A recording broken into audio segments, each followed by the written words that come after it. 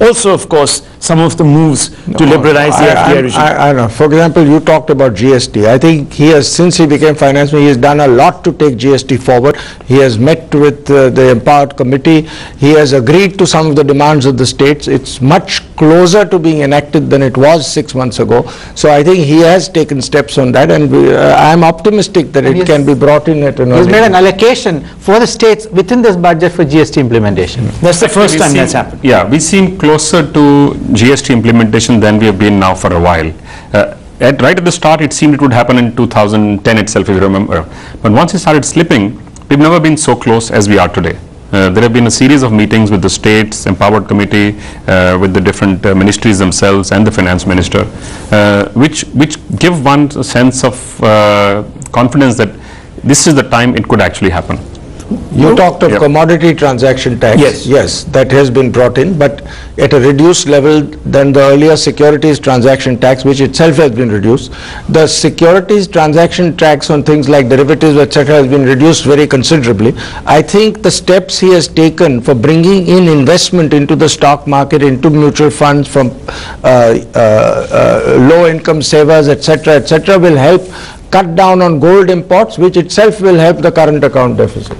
Okay, well, that's an important point. It's an important point because a large number of people who've been speaking all through the day today have actually harped more on the qualitative changes that are required, perhaps in the mindsets of politicians, to accept FDI into the system and create the space for FDI in the system. What we're having as of now. Yes, Mr. I think we should look at what he has done in defining FII and FDI. Yeah. Right. What will happen now in many of these sectors, what used to be FDI and therefore was limited by the sectoral limits, etc., will now come in as FII. So I think immediately it will draw a lot of investment into many of these sectors where there are limitations like real estate, insurance, etc.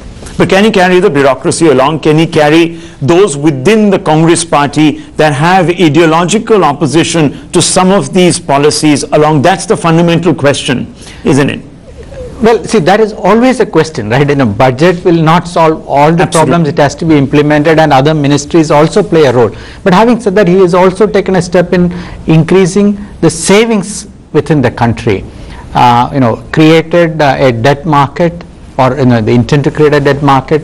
He has also looked at how he can increase the tax-free bonds and things like that. So I think also the inflation-linked one. Yeah, inflation-linked investments. So I think the intent is there to spur savings, which ultimately will also get directed into the investment sector and things like that. So I think, and then lastly, he has also looked at insurance spreading all over the country, ATM for every single branch of a bank. So I think all in all, I feel that even though when you take these individually, they seem small measures, but when collectively you look at it, the direction he set is actually very positive. But it is an assumptive. It's an assumptive direction. Of course, Mr. Godrej, and that's one of the concerns. No, but many of them are not just assumptive. For example, what I mentioned on FDI and FII, immediately that will take effect. So it's not, some of them will need good execution, good implementation, but many of them will have immediate effect. The security transaction tax is reduced. It will clearly help the stock market. So basically you can see on the one hand Mr. Chidambaram's stamp on this budget. It's very clearly he said, I want stability of tax rates, which has been his philosophy for a long time. So he's not changed the excise, he's not changed the customs duties, he's tried to keep the tax rate. Everything that has been done through surcharges, etc. It's also a workman-like budget, which is what you actually need in an environment that we have today. I don't think we could or should have expected a big bang kind of budget. This is not the time for it. Big bang reform would be hard to push through, even though, as Adi is saying, we've seen some reform come back and we've seen a lot of reform in the last few months. But I don't think the big bang reform is even possible at this stage. So this, in some sense, is the right thing to do. You need to plod on, you need to do lots and lots of little things and in many different areas to try and create improvement in the overall system. The rest of it will take, the economy, industry, agriculture will take care of the rest of it. We need a facilitating environment right now. We need the government to make sure that there is no penalizing efficiency or growth, and then just stay away from the actual operations. Well, that perhaps is a larger hope. Would you today looking at the reactions from the opposition, would you accuse them at some level or the other of playing to the political galleries?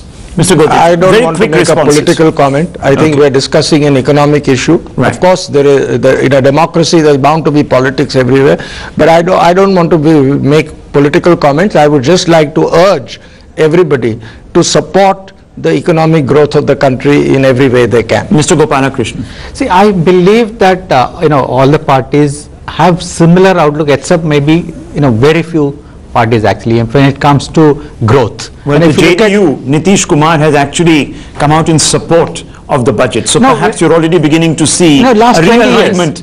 Last 20 years across different administration, we have had economic growth and things like that. So by and large, the major parties are aligned in thinking. We have had some politics, but I think we need to go beyond that. I hope that is what will happen. Well, one of the instances within the budget that has been cited as perhaps a reluctance on the part of Mr. P. Chidambaram to immediately engage the opposition is the fact that he steered clear of major big-ticket policy announcements. He could have used this as a platform to perhaps bait the opposition. He hasn't done that, Mr. Munjal. I think if you've seen for the last few months, the reform is not taking place only on one day. It's an ongoing process, which is a statement which both the Prime Minister and the Finance Minister made a few months ago, if you remember, and which is what they've demonstrated and actually done. And clearly from our side as industry, we are happier with that. We don't want the budget to become the announcement of all the intent of the government in one day. This is purely a budget actually, and which is what we have been saying for many years. It should actually become a non-event. But it will not until we've reformed, we finished all of the hard work that needs to get done. As far as your earlier statement goes, in any democracy, it is the natural thing to expect that the government, when it's announced any policy statement, it will look at its own political constituency as is natural to do. But fortunately, as Chris said, the interesting thing in India is political parties across almost the entire spectrum broadly agree the only direction for India right now is growth and a security net for the disadvantaged. Okay, if you can strike this balance, that's an ideal situation. Well, I've been reading a lot of comments on Twitter, and the one slightly off-color, perhaps politically induced remark that was made by Mr. Chidambaram was an observation where he seemed to have broken away from the legacy of the previous incumbent, Mr. Pranab Mukherjee. Do you think that was an attempt by him to sort of put light between his view and the previous finance minister's views because he wanted to communicate a different message to industry? I don't think it was only his view. It's the industry has been saying we need change. The global economy has been pointing a finger at India and saying... more happy with Chidambaram in office than Mr. Pranab Mukherjee? That's not the point. Again, the point is the perception of India, the sentiment about the economy of India had taken a hit, and we needed an improvement. And I think Mr. Chidambaram has gone out of his way to ensure that the perception and sentiment improves. And he made a trip actually to address investors. I think he went to Hong Kong, Singapore, Frankfurt and London, which was a very successful trip. I'm glad he did that. And I think he's moving in the right direction. Well, the one thing he's definitely done, and we're winding up our discussion, we're really out of time. The one thing he has, of course, done is already set the cat among the pigeons as far as the opposition is concerned. We're seeing deep divides within the opposition as how to view and address Mr. Chidambaram's budget. Perhaps that really is his biggest political victory on this day.